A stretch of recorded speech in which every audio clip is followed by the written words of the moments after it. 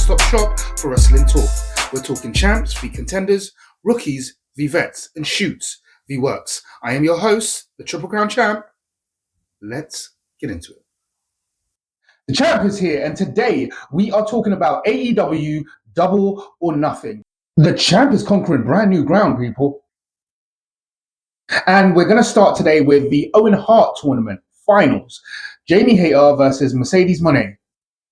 Oh, I'm so sick of Mercedes Moné. I must say, on this match, I love the experimental nature of AEW. Sasha Banks, whatever she calls herself, I've just had enough. An extremely physical match between two absolutely amazing professionals at the top of their craft. It's that female CM Punk for me. I just don't care for her. The end of the match had a win for Mercedes Moné. Again! Which was disappointing for me. I'm quite a big Jamie Hayter fan and not so much a Mercedes Moné fan. I think at this point it's becoming more and more apparent that she probably has contractual, creative control as far as her matches and her career goes, which is always problematic. This has been spoken about many times about wrestlers who are able to write their own contract or have creative control over their own character. A certain amount of creative control is good, but complete creative control is not good. And I think that's what we're looking at, and that's what we can see with Mercedes Moné. I find it somewhat problematic. I've spoken about it before, but it is what it is. It's the second time I've seen Jamie Hayter lose to Mercedes Moné, which I think AEW are walking themselves into a problem there in itself, as far as the billing of Jamie Hayter. But I guess it is what it is. And that being said, I have only been watching AEW, say, religiously for about a year. Before that, I was watching it on and off whenever I could catch it. And in that space of time, Jamie Hayter has lost to Mercedes Moné twice. I think that's problematic in billing. We move on to a tag team match between Nigel McGuinness, Daniel Garcia, and FTR. Now, I found this match to be very well done as far as storytelling goes. I thought it was absolutely excellent. A problem I've always said that AEW had was not being so good at storytelling, and that's why I mainly watch WWE. I do think the wrestling is considerably better on AEW TV. However, the storytelling is a large part of why I watch wrestling. I appreciate both parts equally.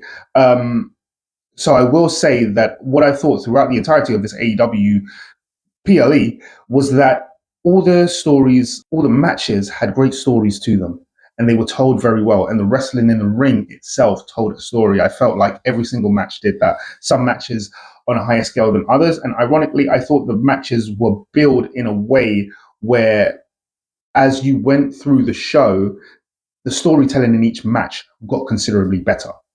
So, and I will say exactly that for this match. I thought FTR told a brilliant story. I knew FTR were able to cut promos and do amazing things outside of the ring, and I knew they were able to wrestle great inside the ring. But what I didn't know about FTR was that they had the ability to tell stories as well as they did within the confines of a match. So I was extremely impressed with that. Good storytelling. I was a little bit surprised at the victory, the end of the match for FTR. I would have thought that logically you would have given that victory to Daniel Garcia and Nigel McGuinness. It was great to see Nigel McGuinness. I've always loved Nigel McGuinness. I must say I was a little late to the party as far as Nigel McGuinness goes. I knew him as Desmond Wolfe first, and throughout some years of researching, I began to find out that Desmond Wolfe and Nigel McGuinness were in fact the same person. But it was great to see Nigel McGuinness again. Haven't seen him since the appearance at Wembley Stadium, so that was absolutely lovely. I've always wanted to see a kind of East End brawler. Just in case you guys think that's what Will Ospreay is, he isn't. This is a London accent. That stuff is Essex. We do not say bruv that much. Although I love Will Ospreay, I do. So let's talk about Jay Briscoe versus Ricochet. I think WWE just absolutely did not realize what they had in Ricochet. Maybe they did, maybe they didn't. He's wrestled everywhere, but his ability to also, again, tell stories is absolutely phenomenal. Something he didn't do a great deal of in NXT.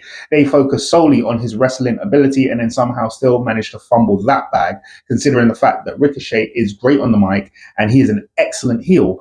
I've never seen him as a heel. I've always seen him as a face. I didn't even realize he could be a heel, but he does something that most wrestlers cannot pull off at that level of the card. I think he has the ability to be somewhere at the top of the card or close to the top of the card and still be annoying in a sense, because with that annoying nature and behavior and character that he plays, there's still a certain amount of ruthlessness to it. As for Briscoe, I've just realized I said Jay Briscoe. It's not Jay Briscoe. It's his brother. My apologies for that. But as for Briscoe, he has always been a great wrestler. That's always interesting. He interests everyone, I think. His character is so well done. You wonder where it stops becoming a character. Essentially, it may not be a character. I don't actually know enough about him and his brother. I know little bits. I know the important parts. R.I.P. But what I do know is he's a fantastic wrestler and a fantastic entertainer, and he always puts on great matches. He clearly has sacrificed himself and his body to this business. And we can only wish to see more of this guy. I'm not sure he's a wrestler that can fit in any other company except for AEW or Ring of Honor, of which we know Ring of Honor he's a part of. But I don't think he could make the leap to WWE. And even if he did, I don't think they would realize what they had. They would look at him and bill him as far as he looks and not necessarily as far as his ability in the ring, which is okay. So let's move on to the Hurt Syndicate. The Hurt Syndicate in a tag team match with Sammy Guevara and the Natural Dusty Rhodes. Dustin Rhodes. I'm making a lot of those today, aren't I? So the Hurt Syndicate versus Dustin Rhodes. So it was interesting that they used a tag team from Ring of Honor to compete against them for this. I would think at this point FTR would be a logical team. That could be something of a feud that goes on for a long time. And considering the ability of the storytelling behind both the Hurt Syndicate and behind FDR at the moment, that I would think that it would be logical that they could quite literally go on a feud that would last absolutely months. Maybe that should be built for the next Double or Nothing, where they can do Anarchy in the Arena again. Some more teams, something like that. But it's becoming a little bit repetitive to have the Young Bucks in Anarchy in the Arena, because I remember watching Anarchy in the Arena last year and the Young Bucks were in that. So as far as that goes, I would think FTR could probably be a logical competitors for the AEW tag titles. That would be very interesting to see them in that spot against the Hurt Syndicate. We love the Hurt Syndicate. The Hurt Syndicate are absolutely amazing. Can't wait for the appearance of Cedric Alexander. That is clearly should be in the offing. And the culmination of this story with MJF should also be interesting, because quite frankly, I believe MJF is the number one wrestler on the planet right now. I read an article that said that about 2 years ago, but I believe he is still that right now, cuts the best promos, tells the best stories in ring, and has a phenomenal wrestling ability. So with the Hurt Syndicate, MJF is just, I don't know if we should call them the Hurt Syndicate and MJF, or just the Hurt Syndicate, as MJF would have us call them. But yeah, lovely to see that anyway. So let's move on to Speedball Mike Bailey versus Kazuchika Okada. I think Speedball Mike Bailey is an interesting character as far as being a wrestler. I'm not sure about the Karate Kid kind of martial art gimmick. Although he does land that crane kick absolutely wonderful every single time, doesn't he? Every time. So Speedball Mike Bailey, yeah, very interesting wrestler. We'll see where he goes with that. I never thought there was any chance that he was going to be Kazuchika Okada. Never thought there was any chance. So in that respect, I mean, it was a good outing for him. We'll see where he goes in the future. I'm not sure exactly what other belts might be in the offing for him. I don't think there is another one that he can compete for, unless it's probably a Ring of Honor title. So logically, story-wise, I don't know where he would go next. Yeah, Carter's a great wrestler, so he can go anywhere next. I'm not sure where he's going to go next with that. I'm still kind of learning the structure of AEW a little bit, and wondering where some of these other wrestlers who are off TV are. Like Darby Allin, haven't seen him for a while. Don't know if he's injured. No idea. Anyway, let's move on to the next match, which I think, for me, and oddly enough, I said before, I think the best wrestler on the planet is MJF. That as far as males go. I think the best female wrestler on the planet right now has got to be Toni Storm. My God. She's amazing in the ring. She's amazing on the mic and commentary, just absolutely so funny. And she embraces the fact that AEW is more of an adult production, not necessarily tailored towards children. It's tailored to a more grown-up audience. And she just warms to that and uses that to her advantage every single time you hear her on the mic, every single time she cuts a promo, and in the ring, she has just owned her craft. I have been watching Toni Storm since she was the punk girl with the glasses and the spiked hat, and absolutely fell in love, and I mean fell in love, with Toni Storm way back when she defeated Rhea Ripley for the NXT UK Women's title. Always thought that the WWE fumbled the bag completely on Toni Storm. She was always a logical star for me, even as that punk character. The evolution into Toni Storm is out of this world, absolutely out of this world. And I think it is probably the best gimmick in all of wrestling. I mean, RIP to Bray Wyatt, Rotunda, RIP. But I think this is probably now the greatest gimmick in all of wrestling. And the way she has committed to it in all is nothing short of phenomenal. And I think we're watching something amazing. We're watching the greatest male wrestler and the greatest female wrestler in our current time, right now in AEW, I believe. Um, I do also believe there are many great, amazing, phenomenal wrestlers in the WWE, but quite frankly, for me, the number one and number one are both AEW wrestlers. As for Mina Shirakawa, absolutely phenomenal match. I've only seen Mina Shirakawa wrestle a handful of times, I must say, but she is an absolute performer as well. She reminds me of Asuka. She may be in style and mystique and guile, maybe a little bit better than Asuka. So, but as pure hitting style, I would still take Asuka. But as far as I think she is that level of female Japanese star, she is absolutely astounding, absolutely amazing, and she plays so well in the ring. The finish of the match was a great finish. There were so many different bluffs. People talk about AEW having too many bluffs, too many covers, too many kickouts. I don't think that's the case. I think they do it very well, and it keeps so much interest and mystique in the match. Suspense, it adds just levels and levels of this, I believe. And in this match was exactly a example of that, I believe. So the end of the match had many of those. However, it came out as we probably predicted that Toni Storm would hold on to the belt. I believe the show of respect in the end, and I do believe it was a show of respect at the end of the match, while both keeping their characters, was so amazing. And by that, I of course mean the kiss. No, I don't believe the kiss was anything too sexual. I believe it was something that was always going to get the fans a little bit riled up and get a pop out of the crowd. But I thought it was a respect to each other while being in character. And I thought it was kind of genius in a sense of that respect. Wonderful the way they played that dramatic and Mina, the kind of worshipping, adoring. It was creative, extremely creative, and I don't think we're ever going to see something like that done in a match for quite some time, unless it's mimicry. So let's move on to Anarchy in the Arena, which was just some crazy, man. What the hell? Good God. Anarchy in the Arena is just insane. I don't know what else to say about that. There was some crazy spots there. I hope no one injured themselves, because I can only think of what happened at War Games and the amount of injuries that walked out of that. But if they managed to walk out of that with no injuries, I would be highly surprised, because it was anarchy in an arena. There looked like so much propensity for dangerous injuries to happen.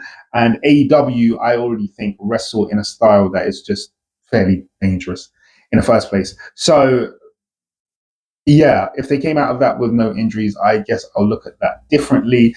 But absolutely phenomenal, absolutely awesome. They did a great job. Everybody involved, I must say, did a great job. I'm a little bit partial to Swerve because I absolutely love Swerve Strickland and dislike Swerve Scott. So do with that what you will. Unexplainable. Yeah, I think that's what happens when you give someone the freedom to be the character they were always meant to be. And I think that's the difference between Swerve Scott and Swerve Strickland. And I remember watching Swerve Scott and thinking, God, this guy is just, I mean, he's a bit boring, he's a bit generic, this wannabe hip hop. But Scott evolved into Strickland, and Strickland is phenomenal. Love his work. It's the same way I feel about early Drew McIntyre and now Drew McIntyre. Love now Drew McIntyre. Same thing with Swerve Scott versus Swerve Strickland.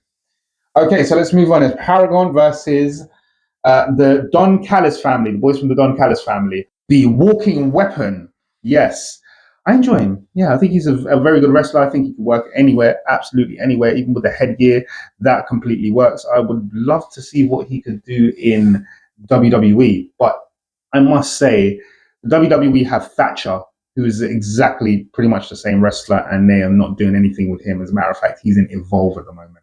And I think that's absolutely disgraceful. So maybe he would not work in a company like WWE. But then there's also Carl Fletcher. Carl Fletcher, I've spoken about Carl Fletcher before. I think he's very interesting, very good wrestler. He's not green. It's not that, but I think he's very dangerous. Some of the moves he chooses to execute in matches are extremely dangerous. So I worry about that guy. But yeah, so the Don Callis family versus Paragon, I believe they're called now. For me, that's Undisputed Era. Love those guys, love those guys, love those guys. Absolutely love those guys, all three of them. It's why I love Undisputed Era, and it's why even to this day I lived through DX, and I lived through Evolution, and I lived through the Shield and the Nexus, and I didn't live through the Four Horsemen. I'm not that bloody old, but I have seen a lot of factions. Some of them were great, some of them weren't so great. Some of them I loved, some of them I didn't love. But my favorite faction will always be Undisputed Era. Yeah, I forgot to say Imperium. Imperium, when there was four of them, was pretty dominant as well. But yeah, I love the Undisputed Era. So these three wrestlers I absolutely love. The Don Callis family actually picked up a victory in that one. I wanted someone to get the knee right to the back of the head. But no, we didn't get that. We got a loss for my three boys. And it is what it is. Absolutely fantastic wrestled match, though, as all Adam Cole matches are. So let's move on to the male finals of the Owen Hart tournament. Now,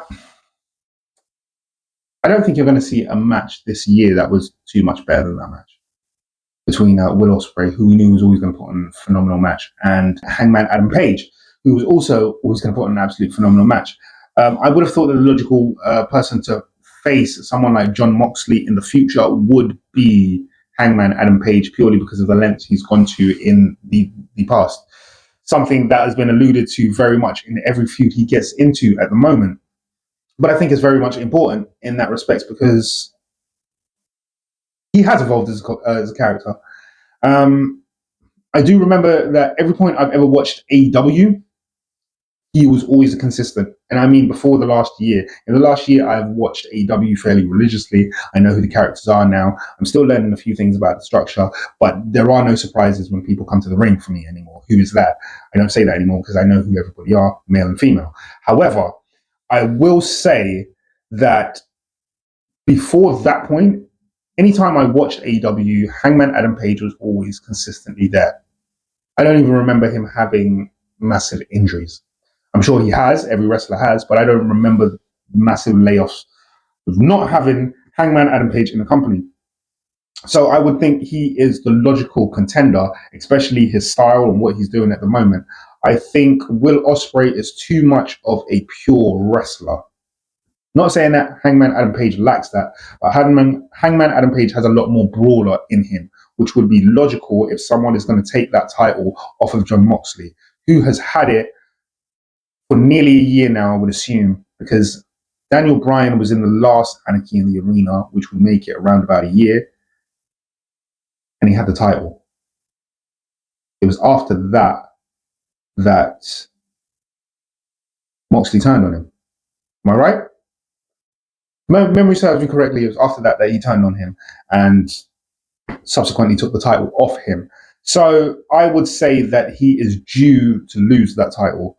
And I would think Hangman Adam Page is the perfect person for that, being that he is an AEW original and being that he has done the things he has done, especially exemplified in the feud with Swerve Strickland. So, yeah, I thought that was a great end to the match. I thought the match was absolutely phenomenal. I thought it was built very well. I thought the story told in the promotion between Will Ospreay and Adam Page was absolutely phenomenal. I logically thought that, hey, Will Ospreay could win this. I watched this match not knowing who would win. I had an idea of who I would script, who I would pen to win the match. But that didn't mean that I didn't watch it with anticipation, wondering who the true winner would be. And that is a holy grail for wrestling fans like me. So, great match. Absolutely phenomenal. Impressed with the winner. I will say that there was a dangerous styles clash off the apron. That's one of the things I talk about when I say AW is a little bit worrying. So if you like the content, please hit like, subscribe, comment in the comment section. Let me know what you think of this video. And until then, I have been your Triple Crown champ. I'll see you next time.